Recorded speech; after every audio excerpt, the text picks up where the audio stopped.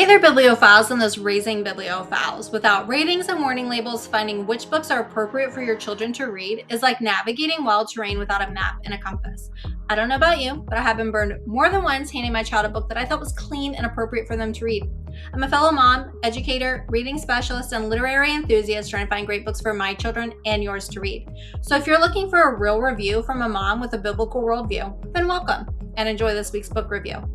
So this week's book review is for Coop Knows the Scoop by Taryn Souders. And this is a middle grade mystery series set in a small community outside Atlanta, Georgia. Coop, the main character, lives with his paternal grandfather and mother. Coop and his mother moved in with Gramps after his father, a U.S. Marine, has passed away. Gramps and Coop have a special relationship, and Coop acknowledges how much his Gramps has really stepped in to fulfill those fatherly shoes after his father's death.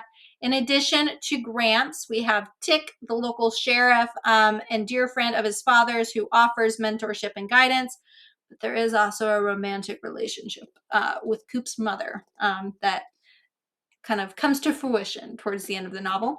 Before I go any further, I'm going to read a little bit of the opening of this book to just give you an idea of the author's writing style.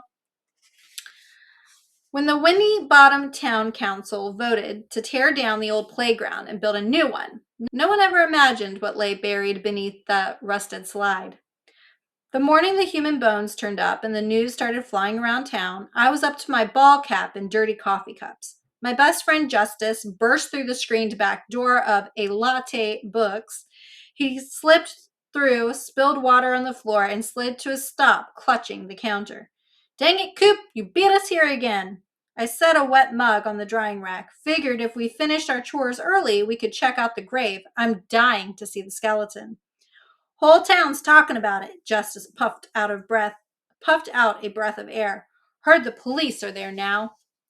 Strangers think Jess and me are twins because we're both cursed with messy red hair and a truckload of freckles, not to mention we're both 13. But his real twin is his sister Liberty, even though she looks nothing like him, being a blonde and, well, a girl. Liberty sauntered in, joining Justice and me in the kitchen. She slouched against the counter and tossed her baseball from hand to hand. Baseball was to Liberty like oxygen was to the rest of us. That dumb old skeleton is all people have on their brains this morning. You're just mad the police won't let you on the baseball field, Justice said. Liberty spit into the trash can. She was a Southern belle, minus the bell part. She also ran faster and slugged harder than anyone else in Windy Bottom. It's probably just some old soldier left over from the Civil War. Justice tied on an apron and grabbed a tub filled with dirty dishes. Nuh-uh. Dad said there wasn't hardly any war fought in this part of Georgia. Liberty rolled her eyes. That doesn't mean there was nothing. Maybe he crawled home to die. Come on, Lib, I said, tossing her an apron. We all got kitchen duty. You, not just Justice and me. I've never seen a skeleton before, Justice said. The one hanging in Group's class doesn't count.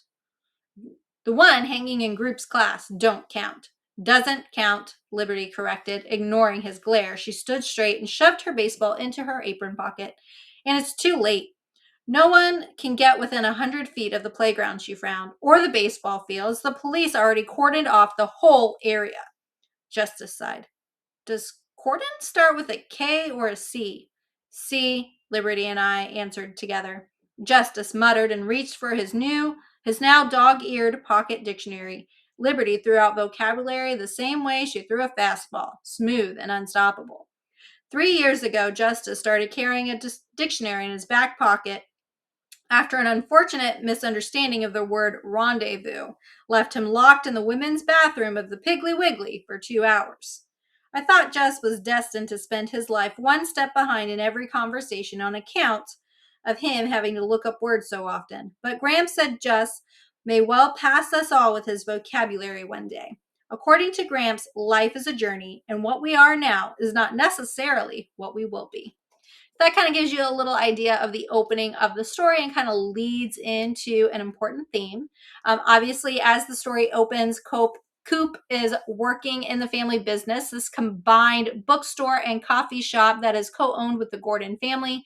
That is the twins, Justice and Liberty. They are also Coop's best friends. The community has been planning to upgrade their local playground, and as demolition has begun, obviously everything is halted after remains are found under the slide. Coop and his friends are eager to join in on the town gossip, but his mother really refuses his interference. But it isn't long before Coop is able to escape the store for a coffee delivery to the police conducting the investigation. As intrigue builds, it quickly becomes discovered that the remains actually belong to Gramps' wife, Coop's grandmother, who disappeared when Coop's father, Stephen, was just an infant. Gramps attempted to look for her and his missing wife kind of back in that time, even though there was a typed letter that kind of claims that she couldn't live in a small town anymore and that she just needed to leave. Gramps kind of felt like that wasn't true, but given that she was an adult, the police did not investigate, considering her a missing person. Souders does a great job of writing a mystery that readers will not want to put down, especially as Coop begins to build his own investigation board and kind of piece together all the clues, all the possible suspects in the community. With Justice and Liberty's help, Coop kind of conducts his own investigation that actually leads to the discovery of his mother's killer. Unfortunately, in the process, much more is revealed about the lives of those that he loves and knows, and that really shatters a lot of his perceptions and his understandings. In particular, Coop really struggles with the possibility that Gramps is a suspect in the murder. Justice and Liberty are also amazing side characters that are well developed and humorous.